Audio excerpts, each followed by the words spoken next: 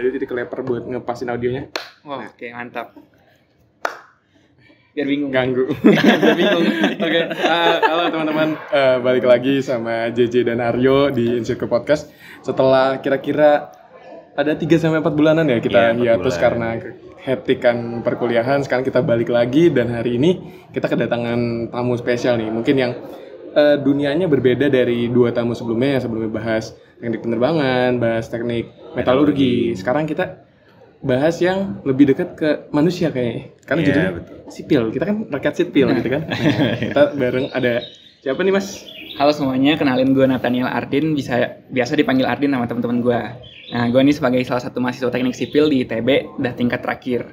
Jadi ya sekarang kerjanya ya ngerjain TA aja lah gitu. Nah, terus apa lagi J?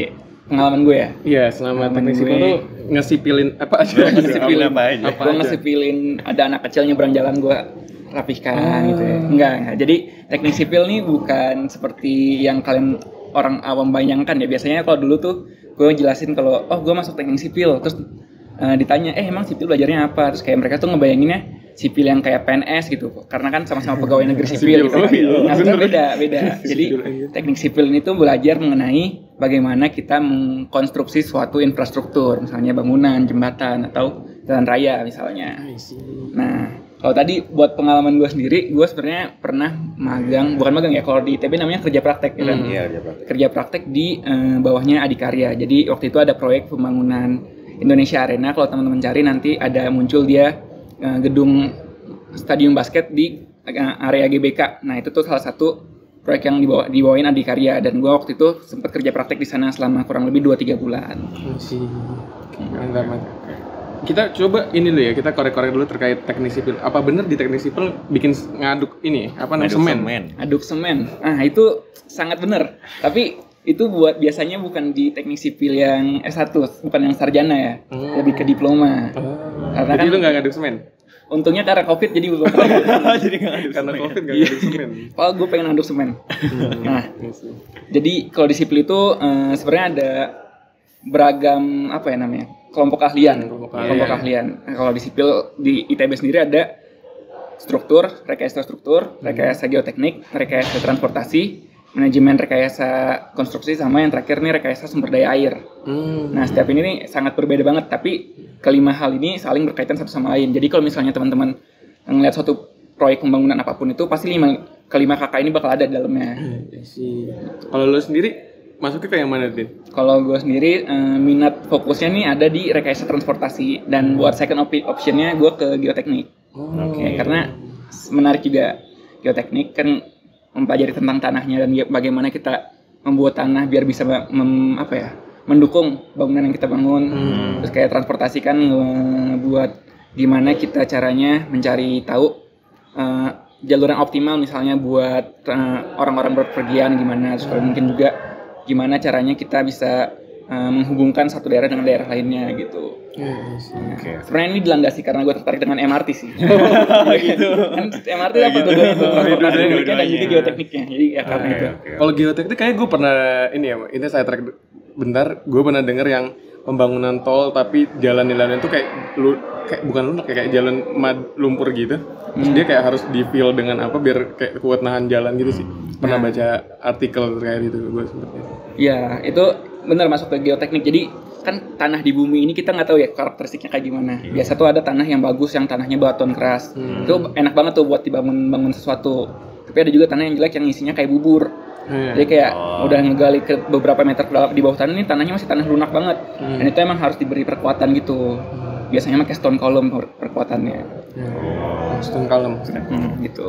Oke, sebelum kita bahas lebih jauh terkait teknik sipil dan apa yang terjadi sekarang di industrinya, mungkin kita bahas dari yang paling dasar dulu, Din.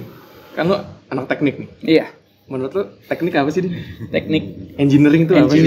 Engineering. Bahasa banyak rekayasa sekarang. Engineering, rekayasawan ya kan. Rekayasa, merekayasa. Bohong. Bukan bohong. Manipulasi.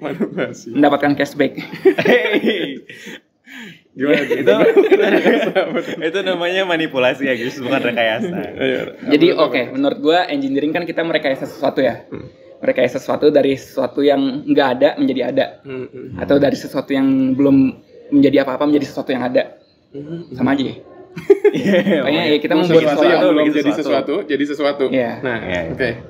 Nah, menurut gua engineering ini ya itu tadi kita menggunakan ilmu yang kita punya, dasar-dasar pengetahuan yang kita punya selama kita hidup. Mungkin kita belajar dari dulu zaman TK, SD, SMP, SMA sampai sekarang kuliah dan mengaplikasikannya menjadi bisa menghasilkan suatu output gitu.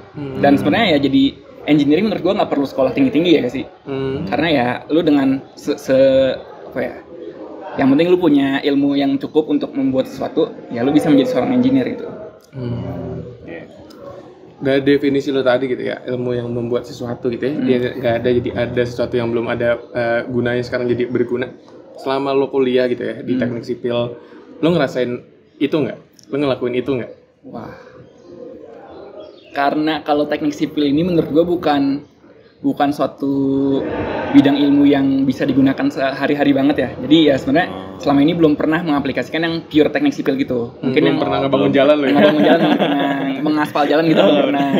Ya, jadi kayak ya ilmu-ilmu yang bisa gue aplikasikan selama gue kuliah ini ya paling yang berkaitan dengan apa ya? Kayak struktur-struktur dasar gitulah. Mungkin kayak struktur sementara. Jadi membuat sesuatu gimana biar dia bisa menopang beban yang emang harus ditaruh di atasnya gitu. Karena kayak contoh waktu itu pernah di rumah disuruh bikin kerangka buat tanaman hias. Kan ada tanaman hias yang menjalar gitu kan. Nah itu ya dibikin kerangkanya gimana biar dia bisa bangun dengan kokoh dan juga bisa menopang beban si tumbuhannya gitu. Ya. Everything is civil engineering. Everything is engineering. Lo butuh sesuatu buat ditahan, suruh dihitung. Ini kalau pohon-pohon di sini gimana dinahannya itu? Nah, ini kuat lah dia. Self supporting ya. Self-supporting. Akarnya sudah mencapai ke dalam di belakang ini nih guys. Sama. Udah masuk ke beton itu akarnya. Tapi ini gue fun fact ada yang baru gue pelajari semester kemarin ya. Menurut lo pas orang bangunan kan ada yang pakai scaffolding. Tahu kan scaffolding? Tahu ya. Menurut lo itu kulinya asal naruh aja atau mereka perlu ngitung dulu scaffoldingnya? Tergantung Din. Kalau kuli rumahan yang waktu itu renovasi rumah gue kayaknya seadanya aja sih. Kalau kuli yang gedung-gedung yang apa namanya biasanya pakai besi-besi nggak pakai kayu yang diketok-ketok tuh ya pasti dihitungin. Nah iya sih. Nah kan sebagian besar dari kita kan kalau ngeliat orang pakai scaffolding biasa buat ngerenovasi rumah kan. Nah itu kita ngeliat kayaknya mah scaffolding gini asal taruh aja yang penting dia bisa berdiri lah gitu. Nah sebenarnya tuh enggak kalau misalnya kita ngebangun suatu bangunan tinggi misalnya inilah Laptek 5 nih. Pas ngebangunnya tuh pasti ada scaffoldingnya. Dan itu tuh harus dihitung sebenarnya. Dihitung gimana caranya dia bisa menopang beban-beban konstruksinya. Misalnya ada kulinya yang kerja nanti di atasnya kan jalan-jalan. Terus kan kulinya juga suka pakai alat-alat konstruksi kan. Nah itu dihitung juga apakah kira-kira si scaffolding ini nih kuat nahan beban-beban konstruksinya itu. Itu fun fact yang baru gue pelajari semester kemarin sih. Jadi itu bukan kemahiran kuli Jawa semata ya buat bikin tiang-tiang biar jadi bikin itu tuh nggak berdasarkan sense of engineering aja sebenarnya. Tapi emang harus ada perhitungannya. Berarti kalau kuliah yang renovasi rumah gue tuh punya sense of engineering karena udah sering gitu renovasi rumah. Udah biasa renovasi rumah. Oke, kita lanjut nih. Gimana yuk? Apa yang lo kepoin di teknik sipil? Nah, nggak tahu sih. Dari hal yang gue tahu tentang teknik sipil, lo pasti berteman dekat dengan arsitektur nih. Wah iya. Nah, gue nggak tahu ya, lo apakah arsitektur tuh ngerjain yang mananya, teknik sipil tuh ngerjain yang mananya. Mungkin bisa jelasin secara umum aja sih. Kayak teknik sipil tuh ngegawain apa aja, dan buat ngegawain itu butuh belajar apa gitu. Oke. Ini kan kalian kan stay ya. Pasti sangat familiar dengan software development life cycle kan. Menurut gua apa aja. Gak apa gua. Ini bukan stay non IT itu lah. Gua non IT ya betul. Jadi menurut gua teknik sipil ini lingkup pekerjaannya sangat mirip dengan siklus life cycle dari software development itu. Ntar gue baca ceritanya dulu ya. Jadi kan ada nih requirement analysis ya kan. Betul. Terus ada design. Betul. Ada implementation. Betul. Testing dan verification. Terus terakhir ada operation and maintenance kan. Betul. Nah, jadi tadi kalau misalnya dikaitkan dengan arsitek ini kan pertama mereka membuat desain bangunannya. Membuat desain bangunan, mereka pengen bikin bangunannya kayak gimana, berapa tingkat dan lain-lain. Nah, setelah jadi itu mereka desainnya dikirim ke teknik sipil. Nah, ini baru deh masuk ke requirement analysisnya. Dari dapat kan. Jadi udah ada gambar ya. Gimana? Demand dari ownernya atau dari arsiteknya gimana? Ntar baru kita olah nih sebagai teknik sipil, sebagai rekayasawan teknik sipil gitu. Nah, terus masuk deh ke proses desain, kita merancang lebih lanjut. Tadi kan kalau arsitek cuma ngebuat kira-kira nanti di sini ada tembok, ada kolom, ada balok, ada lantai gitu kan. Nah ntar itu kita hitung kira-kira nih kolomnya perlu berapa dimensinya, terus platnya perlu berapa tebelnya, terus kira-kira apakah perlu diberi perkuatan atau enggak gitu. Ntar dihitung di iterasi sampai strukturnya mencukupi, bisa menahan beban-beban bangunannya, baru dilanjut ke bagian implementation ini berarti udah pas mereka ngebangunnya kan. Nah terus tapi kalau misalnya di software development kan mungkin implementation dulu kelar baru testing dan verification ya, atau gimana Jay? Tergantung. Kalau di software development ada banyak kan jenis testing. Ada unit testing, ada integration testing, sampai system testing, sampai ya usability testing. Kalau misalnya sambil jalan biasanya tetap ada unit testing dulu. Setiap fungsinya dites dulu udah oke. Baru jadi satu integration testing, sambil jalan baru satu sistem sebagai satuan dites. Jadi testingnya ada banyak tahapnya. Nah berarti kurang lebih sama juga di teknik sipil. Misalnya pertama kita ngebuat fondasi bangunannya. Setelah fondasinya jadi, misalnya belum langsung ngebangun semuanya, tapi baru satu unit dulu, tadi testing. Kira-kira dia kuat gak nih fondasinya menahan beban bangunannya. Beban biasanya tuh ada static testing gitulah. Jadi nanti fondasinya bakal dikasih batu-batuan yang besar, ditumpuk di atasnya buat menahan, buat dilihat apakah si fondasinya bisa nahan kuat atau enggak. Apakah terjadi failure atau tanahnya turun atau gimana gitu. Gue kira loncat-loncat di atas sih kita ya. Nah, itu nggak turun-turun. Enggak gitu. Nah, terus itu testingnya kelar, lanjut berarti ngebangun semuanya. Terus ntar udah naik lagi ke struktur bagian atasnya, udah ke tembok-temboknya segala macam. Itu ada testingnya juga biasanya. Jadi setelah kita ngecor beton, biasanya tuh setelah pengecoran bakal ada orang dari manajemen konstruksi yang keliling memerhatikan betonnya ini udah sesuai dengan kriteria atau belum. Biasanya tuh setelah ngecor ada nih yang backcastingnya dia kurang bagus. Jadi setelah backcastingnya dilepas, ternyata tuh kolomnya atau temboknya ini bolong-bolong karena karena si beton ini nggak bisa menyatu dengan baik lah gitu karena backcastingnya kurang bagus. Jadi itu juga di testing, terus banyak lah nanti sampai di akhir pembangunannya tuh ada terus testing dan verification-nya juga gitu. Nah terus setelah itu udah berarti kan masuk ke operation and maintenance kan. Jadi ya setelah bangunannya selesai dibangun, dari pihak teknik sipil juga nggak membiarkan bangunan itu doang, tapi biasanya setelah beberapa waktu tuh di maintenance juga. Misalnya kayak buat jalan raya itu biasanya setiap 5-10 tahun bakal ada proses maintenance-nya, dicek apakah jalanannya masih bagus atau ada bagian-bagian yang perlu diperbaiki atau enggak gitu. Tiap berapa tahun ini? 5-10 tahun. Gitu. Jadi teman-teman kalau misalnya ada yang jalannya rusak dari 5-10 tahun udah lewat, yang salah. Ada yang salah. Tapi kan beda kalau misalnya maintenance yang bagian aspal pengaspalan itu biasanya beda ya, karena ya itu ya tergantung apakah dananya ada ya ininya. Berarti yang lebih di fondasinya ya, kekuatan strukturalnya. I see. Oke. Tadi lu sempat mention kalau tadi gue mikirnya ketika Aryo ngebandingin sama arsitektur ya, gue kira arsitektur tuh munculnya ketika mungkin di dalam tanda kutip masuk di desain proses yang mungkin konteks desain di teknik sipil dengan desain di arsitektur berbeda kali ya. Dan mungkin arsitektur pun punya bagiannya SDLC-nya sendiri gitu. Mungkin ya pasti ada requirement gatheringnya, misalnya mau bikin bangunan apa, bentuk harus ada ruangan apa, harus ada bentuknya gimana dan lain. Mungkin ada sama stakeholder-nya sampai jadi desain sampai revisi baru masuk ke teknik sipil gitu ya, baru proses. Jadi satu domain engineering arsitektur dalam tanda kutip selesai baru masuk ke sipil gitu waktu itu. Iya, sebenarnya simpelnya kayak gitu, tapi kalau misalnya di dalam pelaksanaannya enggak. Pasti ada. Teknik sipilnya, ini nggak bisa nih bangunannya kayak gini, nggak bakal kuat, ntar diubah lagi sama arsiteknya, terus diiterasi lagi gitu. Itu sama kayak di IT juga ya. Desainnya nggak make sense nih, gitu. Ribet ini nggak gitu. bisa desainnya simpelin gitu, nggak bisa di mirip berarti. I see. Bentar.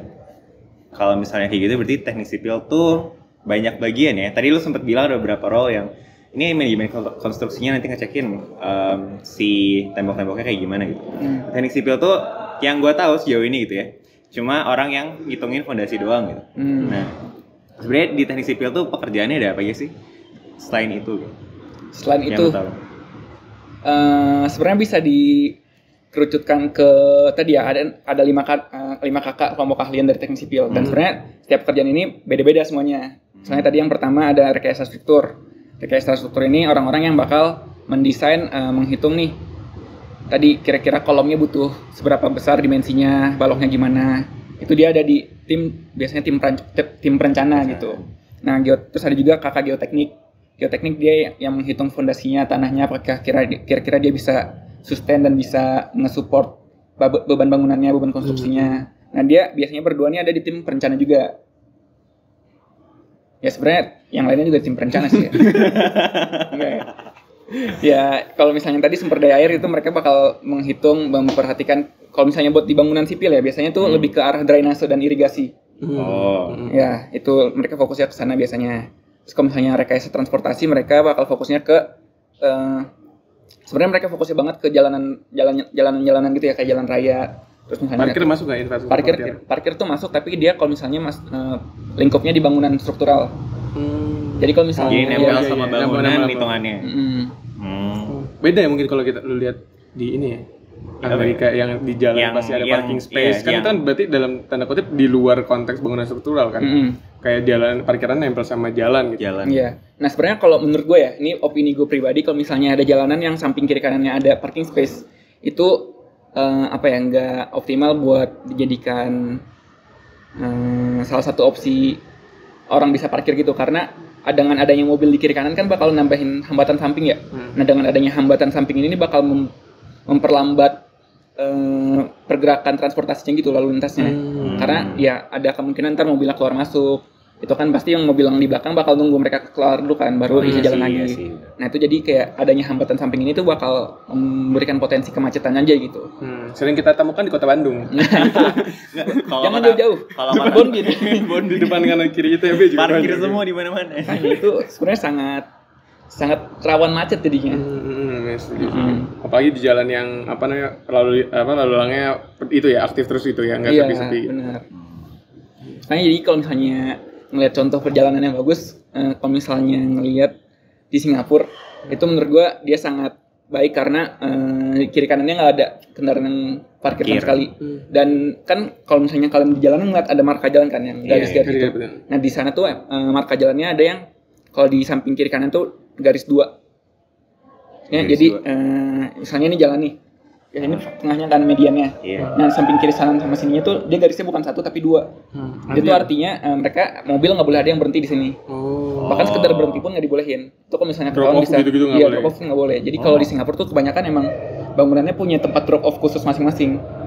Oh jadi emang udah dimasukkan ke dalam si bangunan, lahan bangunannya gitu, nggak di pinggir jalan. Oke, balik lagi tadi, ke sidetrack sama parkiran tadi lagi masih ngebahas ini ya, tadi roll itu yang aja di situ. Roll-nya. Irigasi, transportasi, teknik. Terus kalau misalnya MRK terakhir tuh biasanya dia yang perhitungan kayak RAB-nya dari si proyek ini berapa banyak, terus kira-kira butuh bahan apa aja, bill of quantity-nya gitu, kira-kira volumenya berapa banyak dari project manajernya gitu ya.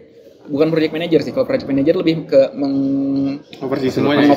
Oversee semuanya. Ini nih kayak salah satu divisi yang emang urusannya buat itu tadi procurement-nya gitu. Procurement. Ya pengadaan barang-barang. Butuh dana berapa?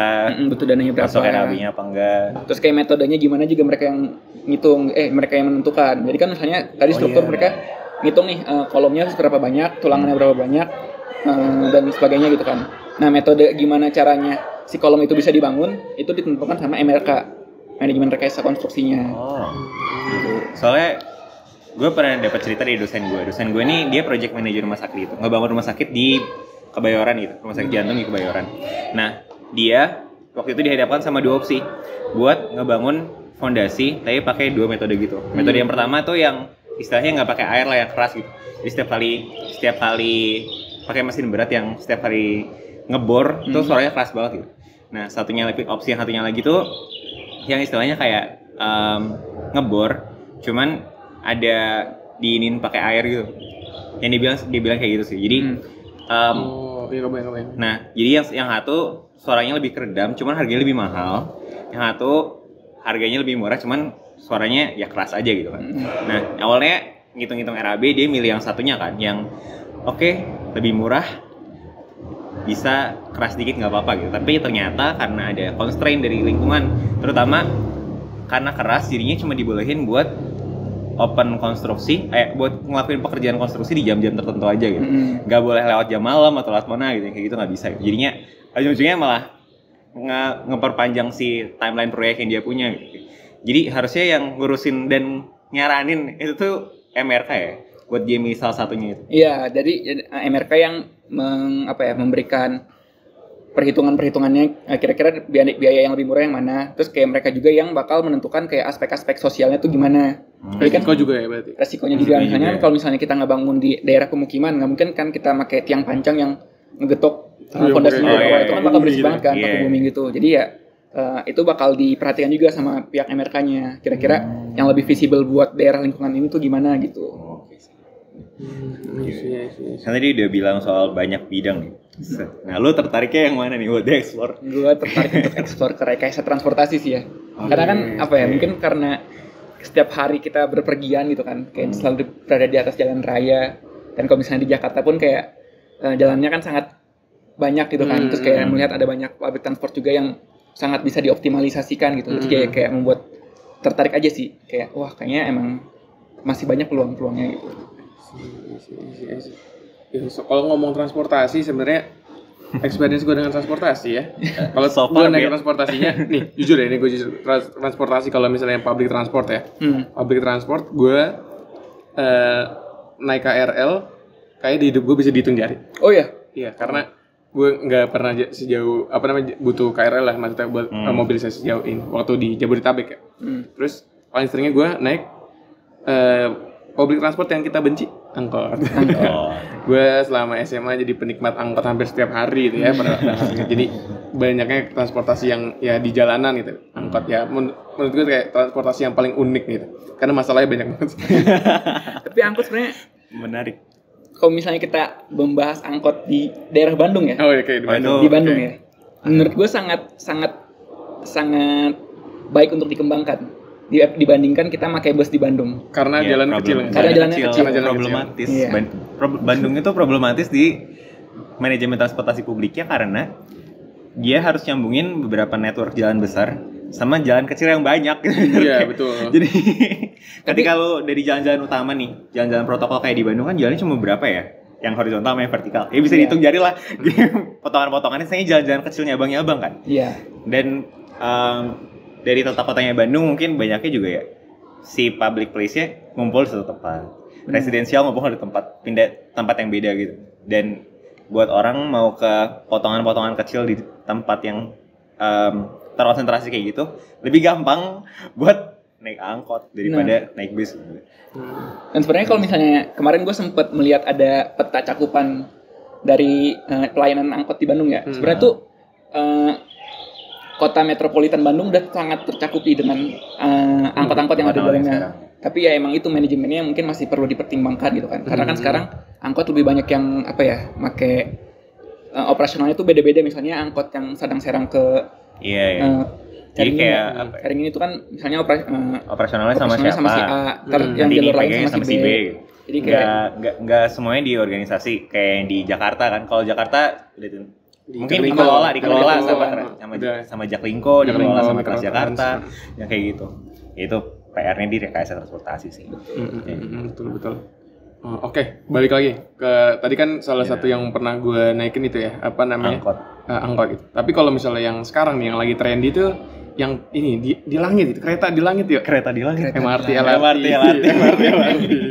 Nah, menurut lo gimana Din? Kan di Indo kan sekarang lagi banyak nih perkembangannya di public transportnya mungkin yang lebih bahasanya tuh yang high capacity lah. MRT LRT dibanding angkot, mungkin yang angkot kayak kecil banget gitu dibanding MRT LRT. Benar. Menurut lo dengan mungkin kita ngambil case di Jakarta, menurut lo MRT LRT itu good choice atau enggak sih Din?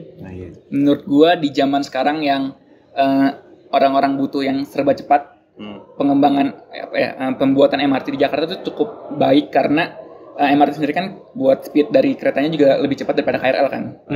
Dan dia pun bisa menampung massa yang cukup besar gitu. Jadi menurut gua pengimplementasian MRT di Jakarta itu sudah sangat bagus, tapi ya mungkin bisa disebut telat aja gitu kan, karena kita udah berapa lama mandiri tapi baru bisa dijalankan secara langsungnya tuh baru beberapa tahun belakangan ini kan MRT-nya. jujur kayak yang di Jakarta mungkin yang ini ya, yang apa namanya yang baru tuh yang ke Cibubur MRT Cibubur itu udah dibangun dari gue SMP dulu. Nah, iya. Sampai gue sekarang udah mau dikit lulus nih, baru operasional masih demo kan, masih percobaan. Tapi kalau itu emang trouble-nya banyak. Tapi sebenarnya kalau misalnya dilihat MRT pun, kalau gue nggak salah, MRT itu udah direncanakan dari tahun 2013 atau 2014 gitu. Dan 10 tahunan ya. 10 tahunan lah. Jadi kayak dia udah prosesnya kan panjang tuh, ada perencanaan dulu, terus ada kayak mencari investor, terus kayak ntar ada kayak bidding desainnya kayak gimana, baru sampai akhirnya dia bisa di proses konstruksi gitu kan. Dan akhirnya baru jadi MRT fase 1 di Jakarta.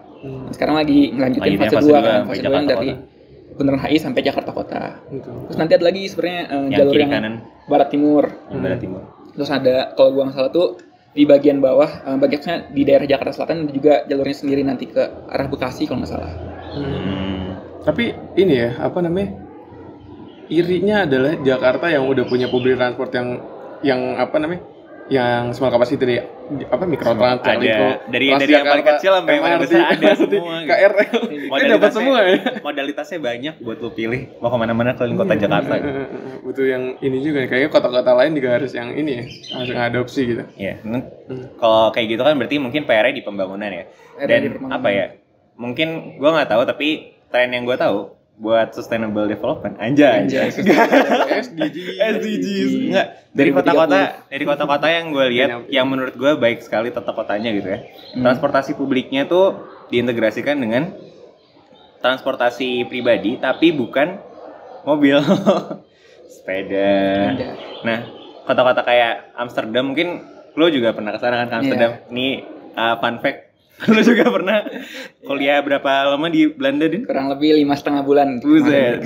Nemin tanggung. Nemin. Kuliah 6 bulan di Belanda, mungkin lu ngeliat kota-kota yang ada di Eropa, kayak integrasi mereka antara public space, cara mereka bergerak, public space, residential area, sama yang area-area yang lainnya tuh dihubungkan dengan pola transportasi yang oke gitu. Nah, yang jadi PR-nya adalah ketika kita punya kota yang kayak di Indonesia nih.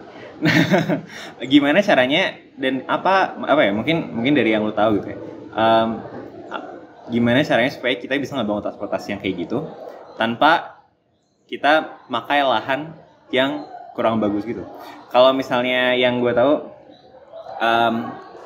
di pokoknya pilihan-pilihannya adalah yang di Amsterdam itu mereka malah ngebongkar jalan buat mobil pakai untuk sepeda aja. Oh iya. Plus ngebangun parkiran tapi buat sepeda di sekitar central station mereka gitu. Iya benar. Kayak gitu.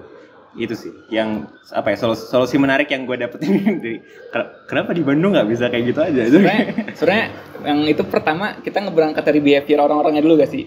Kalau misalnya kita ngelihat orang-orang Belanda kan karena mereka sehari-hari sangat suka menggunakan sepeda kan, dan itu pun didorong dengan bantuan dari pemerintahnya. Mereka ngebuat jalur sepeda yang sangat bagus, terus kayak banyak tempat-tempat buat parkir sepeda yang sangat bagus gitu. Sedangkan kalau misalnya di sini kan kita ngeliat behavior orang-orangnya sangat suka menggunakan kendaraan pribadi, iya gak? Kalau menurut gua awalnya enggak. Tapi kan, karena dikasih insentif lebih ketika punya kendaraan pribadi, makin enak pakai kendaraan pribadi. Masa kendaraan bermotor, bukan kendaraan. Kan maksudnya sepeda juga kendaraan pribadi kan. Iya juga ya, kendaraan bermotor pribadi. Kendaraan bermotor pribadi gitu. Ya, sekarang ya behavior umumnya mungkin lebih pakai kendaraan bermotor pribadi. Itu kan. Nah, itu pertama mungkin ngeliat dari behavior orangnya dulu. Dan kedua menurut gua perlu ada campur tangan pastinya kan dari yang punya kuasa pemerintah gitu. Tapi ya sebenarnya masalah ini bukan cuma kayak ngelihat apakah bisa atau enggak. Sebenarnya kalau bisa menurut gue bisa aja di Indonesia atau di Jakarta dikencengin nih public transportnya, diberikan insentif buat orang-orang biar bisa naik public transport dan diberikan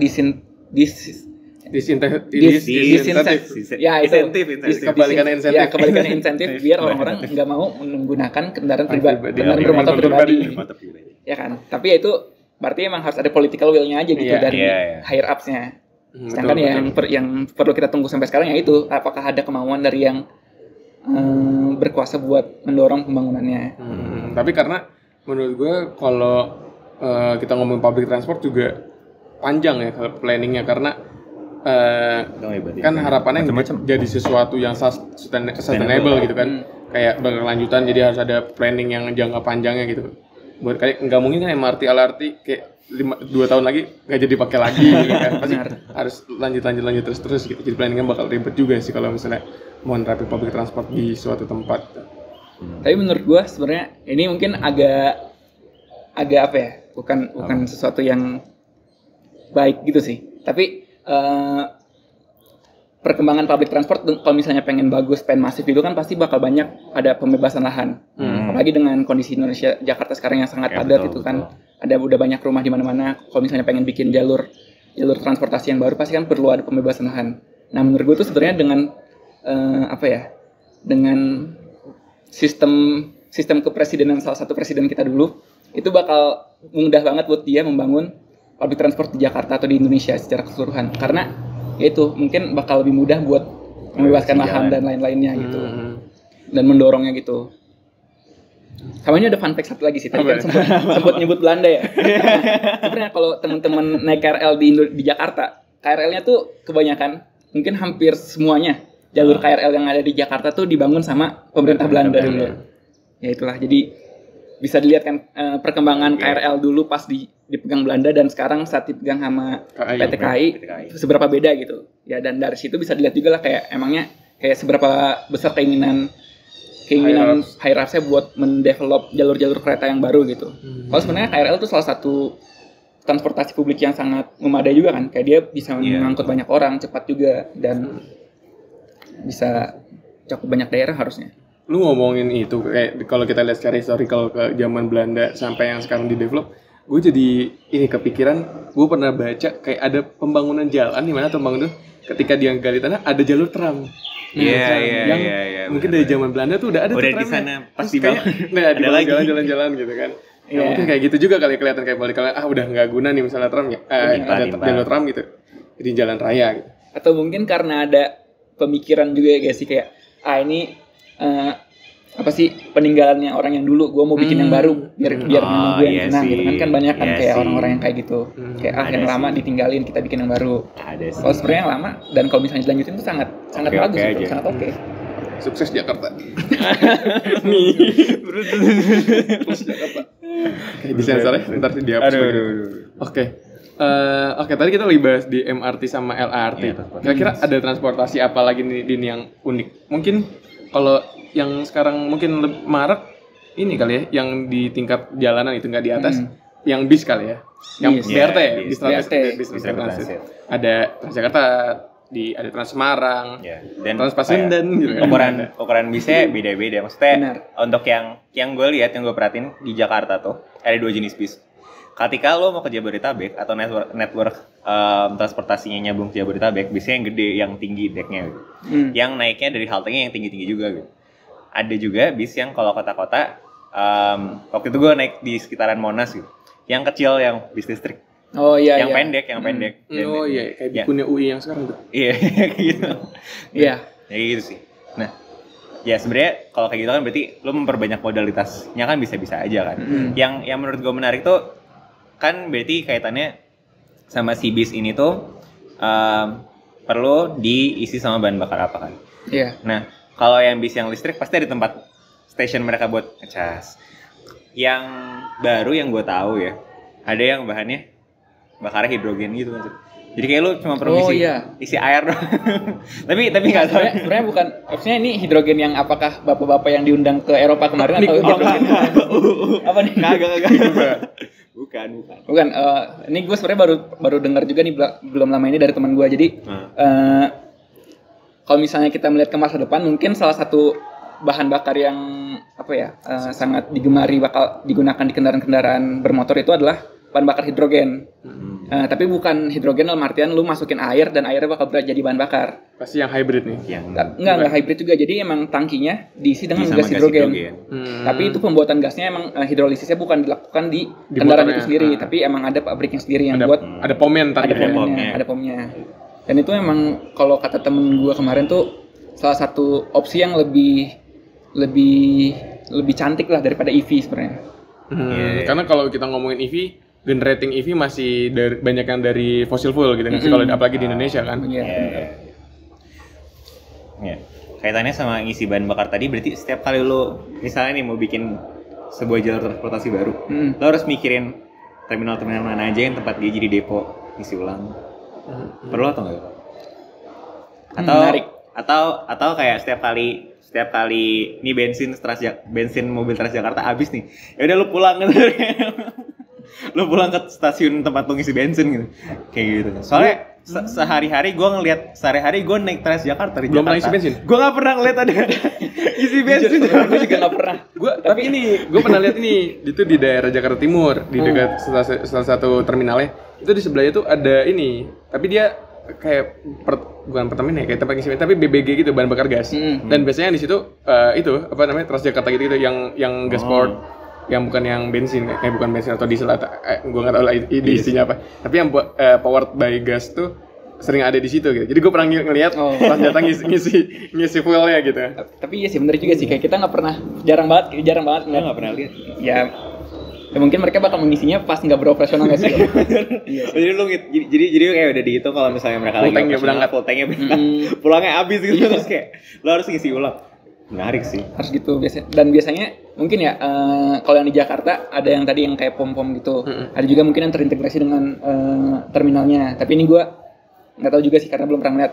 Tapi kalau misalnya yang di Trans Surabaya yang di koridor 2 tuh dia ada emang pakai pom bensin yang di jalan raya gitu buat pengisian bahan bakarnya. Tapi ya tadi mungkin pengisiannya pas mereka lagi nggak beroperasi, bukan yang pas lagi mengangkut penumpang terus mereka ngisi gitu. Oh iya sih. Asik. Bicara soal bis, gue tuh ini sebenarnya knowledge gue dari City Skyline ya. Tapi gue lihat-lihat baca-baca juga. Jadi ada bis tuh yang elektrik di power sama listrik, tapi kabelnya di atasnya gitu. Pernah lihat kan? Oh iya. Jadi mirip kayak tram, tapi dia jalannya di jalan raya gitu. Dan awalnya gue juga kepikiran pertanyaan sama kayak tadi, ngisi bensinnya kapan? Tapi pertanyaan gue, kalau tiba-tiba kan ini kan nyangkut sama kabelnya gitu kan. Nah, kalau tiba-tiba misalnya ada sesuatu yang bikin dia nggak bisa jalan lagi gitu, kan kalau kabelnya lagi kepake terus ada yang datang ke belakang, kan nggak bisa kan? Kayak pasti nyangkut gitu. Ada apa namanya bottleneck. Ternyata gue baca-baca, oh kalau misalnya kejadian kayak gitu, dicopotin dulu kabelnya, ditarik keluar jalur, baru apa namanya ya reparasi yang dibutuhkan, baru operasi manual lagi. Soalnya kayak menarik juga. Ketika kita ngeliat public transport yang punya jalur khususnya, mungkin nggak kayak BRT yang bisa di jalurnya, pasti ada constraint-constraintnya sendiri kan. Kayak ya udah kayak LRT mungkin hal sama kayak ya KRL lah. Kalau KRL ada yang kenapa-napa pasti bottleneck-nya ke belakang-belakang gitu kan. Yang ngurangin keindahan public transport juga gitu, karena satu aja kesalahan macetnya bisa lama gitu. Dibanding sama jalan yang ada kemacetan, mungkin ada alternatif gitu kan. Jadi ya ini saat discussion, jadi ngebayangin kalau public transport juga harus kebayangin itu gitu, kalau ada sesuatu yang terjadi dan bikin dalam tanda kutip chaos di prosesnya, kan harus ada alternatif atau sesuatu hal yang dilakuin gitu. Iya betul.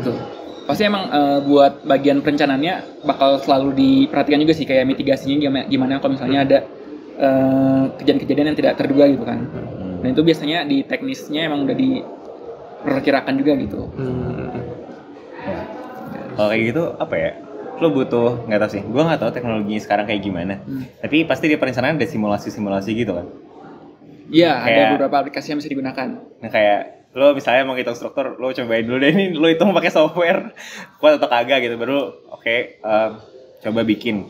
Nah yang sekarang nggak tahu yang lo tahu gitu, kayak si dalam perencanaan atau mungkin dalam bidang-bidang yang lainnya ada perkembangan tertentu nggak yang menurut lo, oh ini menarik gitu, ini paling baru banget di bidang ini gitu, yang mempermudah pekerjaan lo sebagai seorang teknik sipil. Oke, ini berarti berbicaranya di dalam lingkup teknologi aplikasi gitu atau gimana? Bisa teknologi aplikasi atau teknologi yang lain gitu, aplikasi gitu, kayak terapan misalnya lo nemu desain fondasi yang selama ini butuh material banyak kayak gini, ternyata bisa pakai material yang lain, fondasinya kekuatannya cukup sama tapi biayanya lebih murah gitu. Oke. Sebenarnya kalau buat masalah ini menurut gua, ini opini gue pribadi, teknik sipil itu suatu bidang ilmu yang sangat konservatif ya. Karena sejarahnya juga udah panjang banget kan, dari awal pembangunan civilization manusia juga teknik sipil. Udah, jadi kayak perkembangan itu sudah banyak banget gitu, dan buat ada suatu inovasi-inovasi yang kayak wow gitu, kayak tadi itu tuh bukan sesuatu yang bisa ditemukan setiap tahunnya gitu. Jadi emang inovasi-inovasi seperti itu yang munculnya kayak once in a lifetime aja lah, kayak mungkin satu abad muncul cuma beberapa kali. Kayak penemuan gitu. roda gitu. Penemuan roda. Penemuan ini yang menarik tuh penemuan, gue lupa namanya. Pokoknya yang nemuan itu insinyur Indonesia. Cakarayam. Bukan Cakarayam, ada lagi. Ada lagi. Jadi dia proses pembuatan jembatan atau misalnya jalan supaya raya. ini ya, supaya nggak perlu ada fondasi di tengahnya itu. Nah, yang iya, biar jadi- bisa oh, iya, muter iya, panjang. iya. Jadi misalnya ini jalan raya. Terus atasnya kan kalau misalnya kita pengen bikin jembatan di atasnya bakal menutup jalan gitu dong. Kalau misalnya pembangunannya kita bikin gini juga. Nah, jadi pas si Bapak Insinyur ini dia ngedesainnya tuh box girdernya dia sejajar dengan jalan rayanya dulu. Setelah box girdernya selesai diinstalasi, baru diputar box girdernya. Nah, itu menarik banget jadi jalan rayanya itu nggak tertutup itu pas pembangunannya. Karena kan kalau misalnya jalan raya ditutup bakal menyulitkan orang-orang yang bermobilisasi juga kan. Itu penerapannya baru ada yang di jalur LRT itu nggak sih, yang di Jakarta apa jalur apa yang jalan layang panjang? Ya, itu Udah jalan cukup banyak layang kok di daerah Jakarta dan Indonesia. Banyak yang diterapin. Iya. Gue lupa nama bapaknya. Nanti kita bisa coba cari lah ya. Bapaknya di sini. Bapaknya di sana. Terus Kalau ada orang terkenal kayak gitu, tiba-tiba beberapa tahun ke depan pasti ada jadi nama gedung gimana gitu di ITB ya. tapi itu sebenarnya kayaknya udah cukup, bukan baru juga ya, tapi Udah lumayan. kalau misalnya ditaruh di timeline-nya perkembangan civil engineering, menurut gue itu masih inovasi yang Yang baru. baru-baru ini. Yang baru banget Iya, ya. karena milenial lah ya. Terus ada juga mungkin yang sering kalian dengar self healing concrete, Oh iya. ya kan? Ini kalau baru-baru ini berarti dia ditemukan sebagai kayak sesuatu yang cemerlang karena maintenance buat betonnya jadi bisa berkurang kan, karena kalau misalnya ada retak, betonnya itu bisa menutup retaknya sendiri gitu. Nah, ini menurut gue menarik juga, tapi ada fun fact-nya. Jadi kalau misalnya kita ngeliat bangunan-bangunan yang dibangun sama orang Roma zaman dulu, bangunan mereka tuh ada beberapa yang menerapkan self healing concrete juga. Tapi bedanya bukan self healing concrete yang direncanakan, tapi yang menurut gue ini nggak sengaja. Karena kan jadi kalau misalnya bangunnya pakai batu ya. jadi kan kalau misalnya kita ngeliat beton itu sebenarnya terdiri dari apa? Kan terdiri dari semen, pasir, dan air ya kan.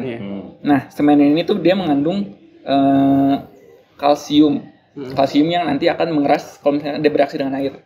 Nah, di limestone yang dipakai sama orang Roma zaman dulu, mungkin pas pengadukannya, pembuatan betonnya tuh nggak semerata sekarang, nggak sebagus sekarang gitu. Jadi kayak pas mereka ngecor masih ada gompalan-gompalan limestone yang tersisa gitu. Jadi pas bangunannya retak, masuk air, nah limestone ini bereaksi lagi sama airnya dan dia nutup retakannya gitu. Jadi saya feeling konkret yang sekarang kayak gitu juga. Nah, kalau sekarang nih bedanya kita nggak make gompalan-gompalan limestone yang ada di dalam betonnya, karena kalau misalnya masih berupa gompalan limestone kan itu berarti bukan bagian dari struktur ya, bisa kita anggap bukan bagian dari struktur. Dan itu tuh bakal mempengaruhi kekuatan strukturalnya. Nah, kalau yang sekarang nih inovasinya mereka menggunakan bakteri yang kalau misalnya dia bereaksi dengan air, bakterinya ini bakal berubah dari sifat dormannya menjadi bakteri yang bisa membuat limestone itu kandungan kalsiumnya itu. Yang buat jadi kalau misalnya tinggal dikasih air, jadi aja keras. Misalnya nih kolom yang di belakang ini retak nih. Nah, terus masuk kena air hujan kan. Nah, air hujannya masuk di retakannya itu dan pas dia kena bakterinya bakal aktif dan membuat kalsium yang bisa nutup retakannya. Berarti inovasi di civil engineering ini datangnya bareng sama material engineering, bareng sama biologi, maksudnya bioengineering gitu ya. Iya sih, datang dari berbagai domain juga gitu ya. Dan iya, menurut gue juga emang inovasi-inovasi yang bisa kita perhatikan sekarang ini lebih banyak inovasi yang berkolaborasi dengan bidang-bidang di keilmuan lainnya juga gitu. Kayak misalnya green building. Green building itu kan nggak sekedar dari teknik sipilnya doang kan, tapi dari arsitekturnya juga dia mendesain gimana caranya misalnya bangunan ini bisa mendapatkan airflow yang bagus. Jadi nggak perlu ada pendingin lagi dalam gedungnya. Terus misalnya gimana juga bangunan yang ini bisa nggak perlu menggunakan banyak lampu, tapi kayak kalau misalnya siang hari bisa dapat natural light-nya yang bagus gitu. Itu emang kayak ya berkolaborasi dengan banyak bidang gitu. Keren. Kalau di rekayasa transportasi nih fokusnya, ada nggak gitu inovasinya? Inovasi. Misalnya inovasi pelang jalan baru, gitu. Atau mungkin inovasinya cara etilang gitu. Etla. Ya, kalau bagian transportation engineering, menurut gue yang menarik adalah pedestal yang bisa generate energi. Atau mungkin jalan yang bisa Oh iya. Jadi yang kinetik energi dari mobil lewat, lo simpen ya, kita ngubah kinetik energi ke baterai dan dari energinya itu bisa digunakan misalnya buat penerangan malam hari, misalnya buat lampu-lampu. Gitu. Jadi ini juga masih terhitung baru sih, masih terhitung muda inovasinya. Jadi misalnya buat pedestal jalan setapak trotoar gitu. Di trotoarnya ntar bakal ada instalasi beberapa modul yang kalau misalnya diinjek tuh dia bakal mengubah energi kinetik dari injakannya jadi energi listrik gitu.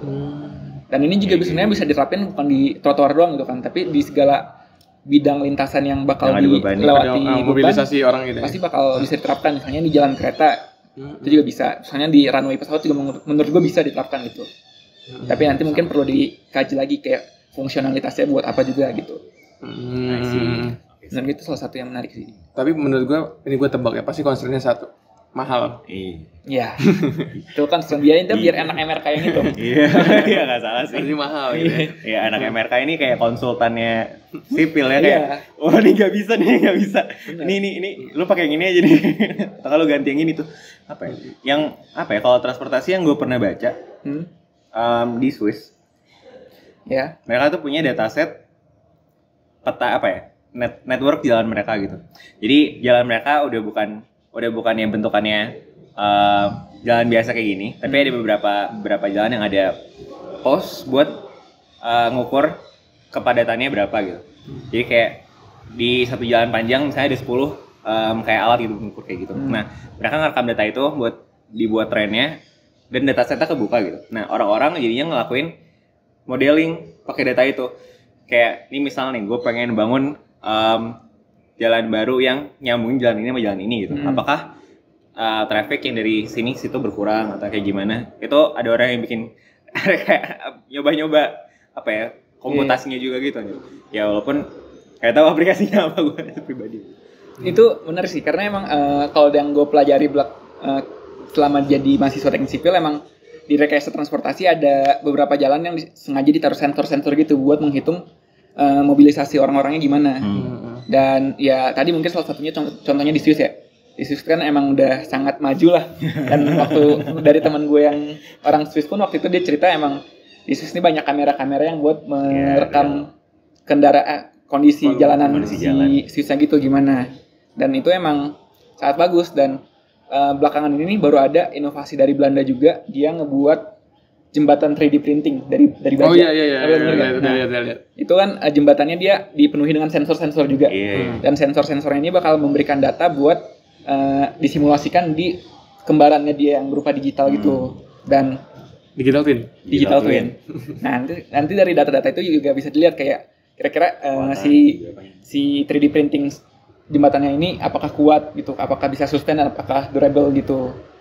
Nah, ya itu emang penggunaan sensor di dunia teknik sipil sangat bagus sih.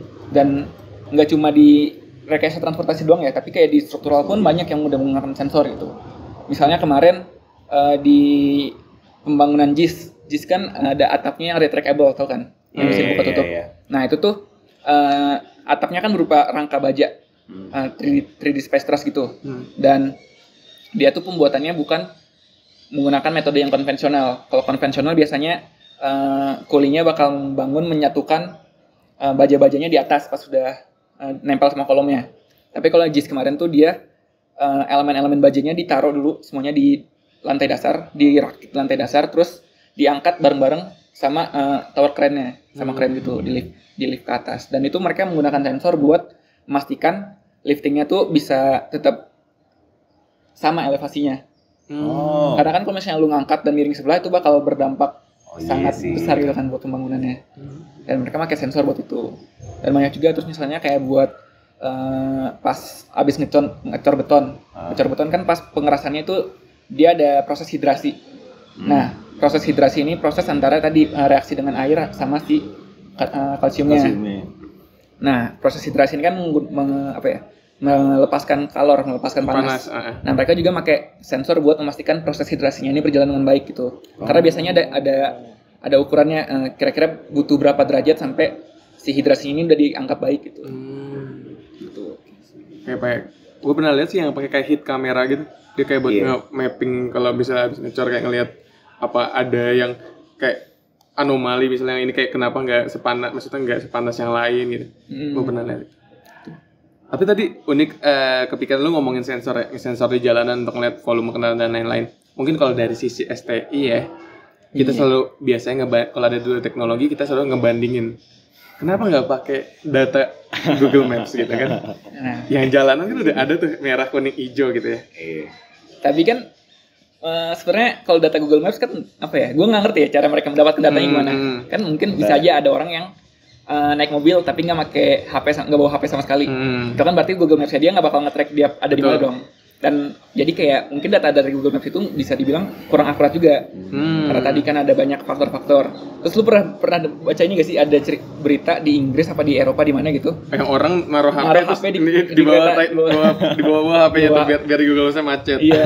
Dia jadi cuma jalan kaki ngeliat keretanya itu biar dikira macet, padahal nggak ada apa-apa di jalanannya. Kayak gerobak gitu lah di bawah isinya HP banyak. Iya kan. Jadi sebenarnya kalau pakai dari Google Maps itu sangat tidak reliable. Iya. Kalau untuk case datanya dipakai untuk engineering yang kayak bikin jalan yang plannya yang dampaknya gede, akan nggak reliable ya. Tapi untuk fungsi kita hari-hari untuk jalan satu manfaat. Betul. Menarik. Nah itu anak engineering harus membandingkan dua teknologi gitu. Pros and cons-nya gitu. I see. Oke. Nah, salah satu topik yang juga beberapa kali gue bahas ya sama teman-teman sama guys-guys lain di podcast adalah gimana sih ketika kita tahu ya sekarang kita udah ya dari dulu kita sering diomongin global warming, climate change gitu kan. Karena mungkin ini kita refer ke climate change karena global warming itu udah it's a fact, itu udah nggak usah dibahas lagi. Karena jadi kan perubahan cuaca nggak cuma warming kan, ada yang bukan jadi dingin yang harusnya nggak sedingin itu. Jadi buat climate change dan engineering mungkin jadi banyak hal-hal yang dihasilkan dari proses rekayasa yang menghasilkan polusi, atau mungkin juga kebaliknya yaitu dari proses rekayasa yang digunakan untuk mengurangi polusi.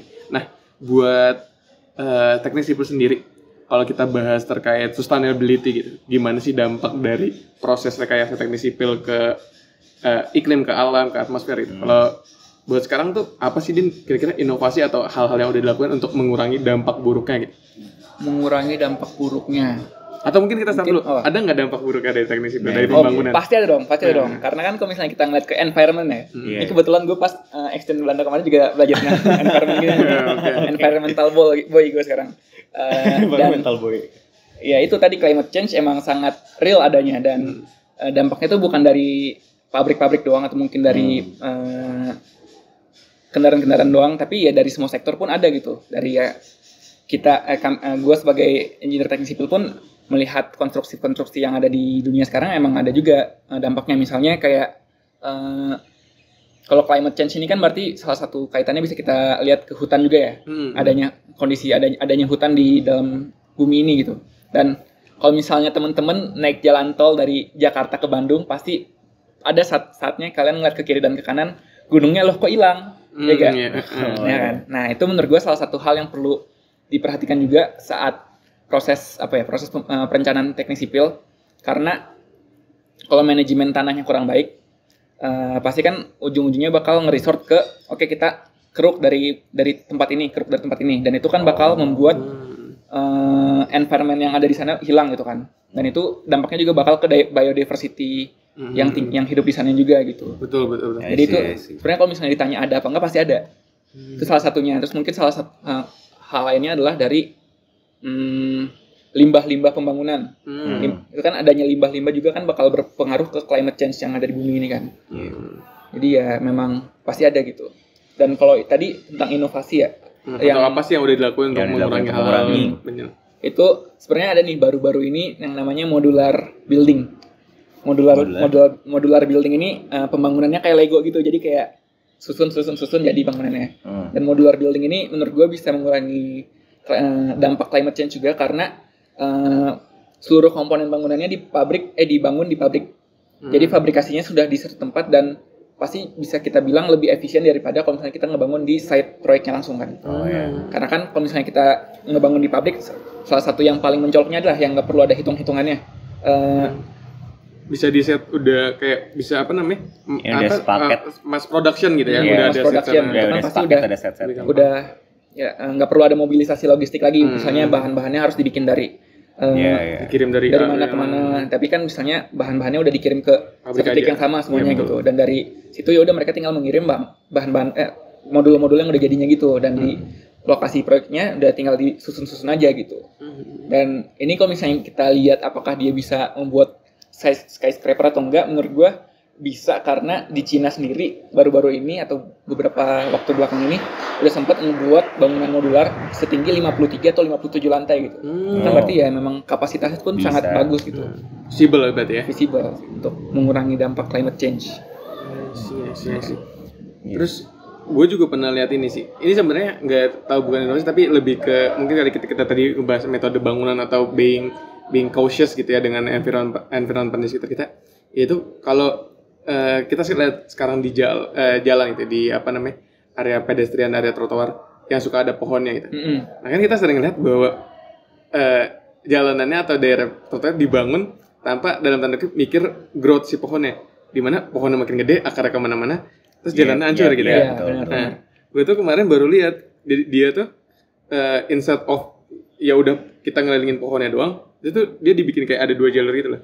Kayak cara dia gue nggak tahu pasti ngelantain si area yang bakal dilewat manusia sama yang buat pohon tuh beda. Yang buat akar tuh dibikin spesial lebih jauh dan akar bisa jadi lebih mindful terhadap pohon-pohon juga gitu kan. Nggak, jadi membangun jalan nggak harus semuanya ditebang dan lain-lain gitu.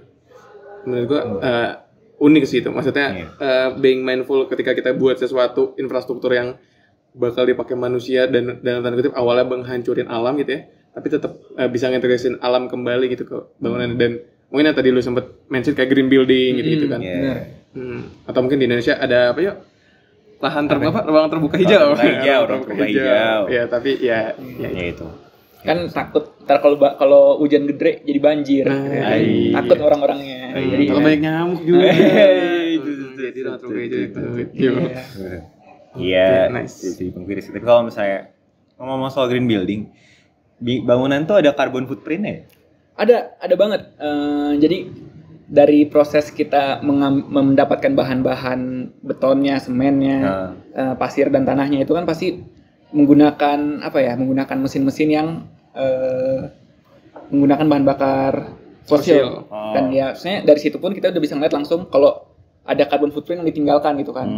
Belum lagi pas mobilisasi bahannya, ada lagi dampak sisa-sisa carbon footprintnya gitu. Tapi ya sebenarnya dari tadi yang kita sebut green building, dari green building ini bisa mengurangi carbon footprint yang ditinggalkan sama bangunan ini.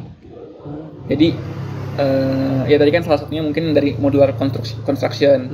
Terus bisa juga mungkin carbon footprint yang dibuat setelah bangunan itu jadi. Misalnya sekarang nih, gedung ITB sudah digunakan gitu dengan masif gitu kan.